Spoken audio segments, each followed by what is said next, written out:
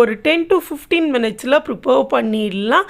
சாப்பிட்றப்போ mild ஸ்பைசியோட அந்த capsicum ஃப்ளேவரோடு இருக்கும். இது சப்பாத்தி நான்கெல்லாம் ரொம்ப நல்லாயிருக்கும்.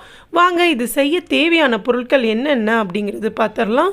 டிஷ்ஷுக்கு இம்பார்ட்டண்ட்டானதே ஒரு ஆனியனும் ஒரு கேப்சிகம் தான். நான் ஸ்மால் சைஸ் தான் எடுத்துருக்கிறேன். இது ரெண்டுத்தையும் நம்ம இந்த மாதிரி ஷேப்பில் கட் பண்ணி எடுத்துக்கோங்க. ஒரு கேப்சிகமாக 4ஆக கட் பண்ணிவிட்டு அகைன் அதை சின்ன சின்ன ஸ்லைஸாக கட் பண்ணிங்கன்னா இந்த ஷேப் கிடச்சிடும்.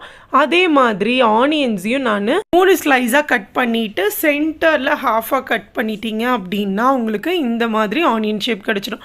இப்போது நான் ரெண்டும் கட் பண்ணி ரெடி பண்ணி வச்சாச்சு. அதுக்கப்புறம் ஒரு பேன் எடுத்துருக்கிறேன். பேனில் 2 டீஸ்பூனுக்கு குக்கிங் ஆயில் ஆட் பண்ணிக்கோங்க. ஆயில் நல்லா சூடானதுக்கப்புறம் எல்லா இடத்துலையும் ஸ்ப்ரெட் பண்ணி விட்டுட்டு மீடியம் ஃப்ளேமில் வச்சுட்டு நம்ம கட் பண்ணி வச்சுருக்கிற ஆனியனையும் கேப்சிகமையும் அதில் ஆட் பண்ணி